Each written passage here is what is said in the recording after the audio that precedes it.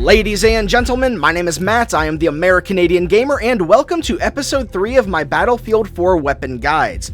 Today we will be covering the SKS. The Samozarya Nij Karabin Simonova, or Simonov Self-Loading Carbine, is a Soviet weapon developed during World War II.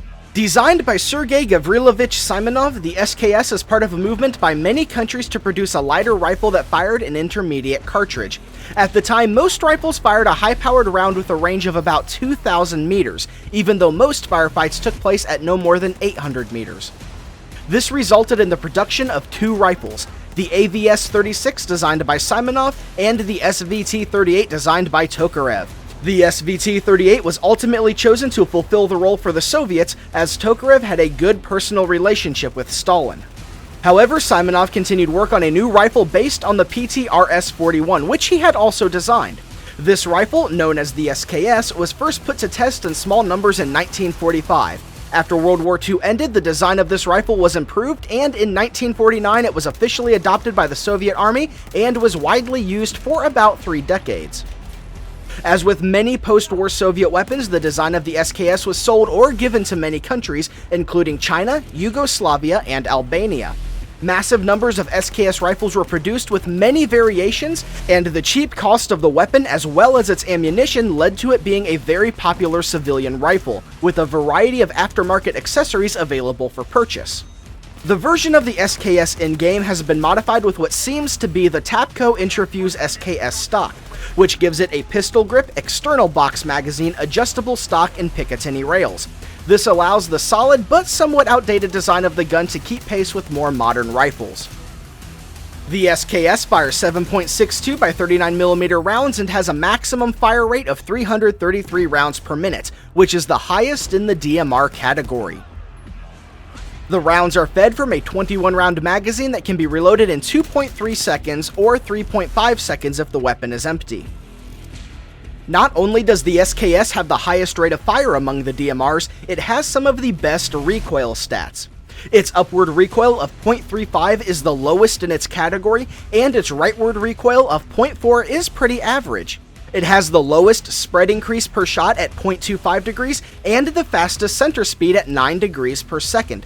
Needless to say, low recoil and fast recovery is a very good combination. The damage of the SKS is lower than the other DMRs, but only by 3 points, with a maximum damage of 40 and a minimum damage of 28.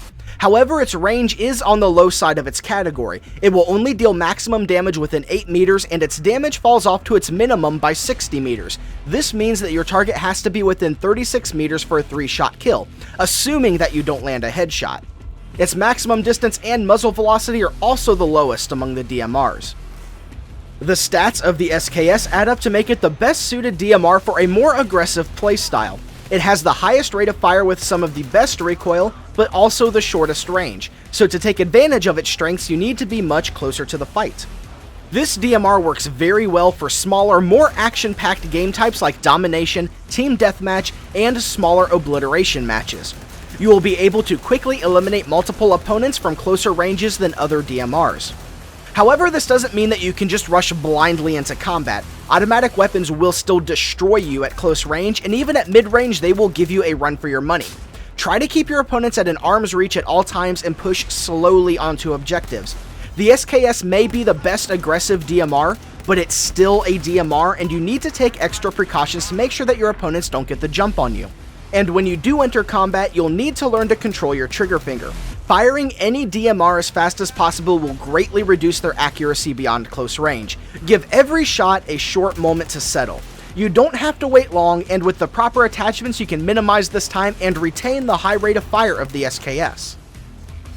And for any DMR, there is no better attachment than the heavy barrel. It will increase your first shot accuracy by a phenomenal amount and help you land shots at longer distances.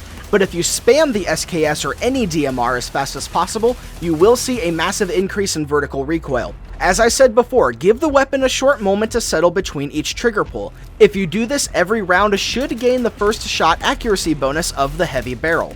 This means that it's best to couple the heavy barrel with either an angled or folding grip. These two attachments reduce the first shot recoil penalty by 33%, so you will have to wait even less time between rounds to obtain the accuracy bonus.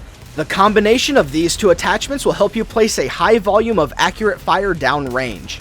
Now for your optics, use one of the red dot sights with a magnifier. For most DMRs, a mid-range sight and canted iron sights are optimal, but you will be using the SKS at much shorter ranges. You will gain more benefits from having a close-range sight that has a clear sight picture and having it backed up by a magnifier for when your target is just a little further away. The main advantage that an SKS has over carbines and assault rifles is that while you have a similar kill time, you expend much less ammunition for each individual kill. This means that if your accuracy is good, you will be able to gain multiple kills before needing to top off your magazine.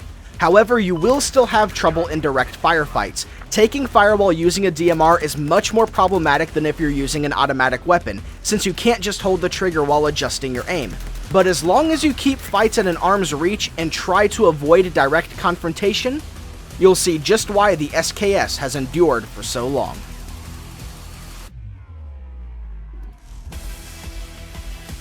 Thank you for watching this episode of my Battlefield 4 weapon guides. If you enjoyed it, please have a look at my other videos and be sure to stay tuned for more to come. And as always, ladies and gentlemen, thank you so much for watching. My name is Matt and I'll see you next time.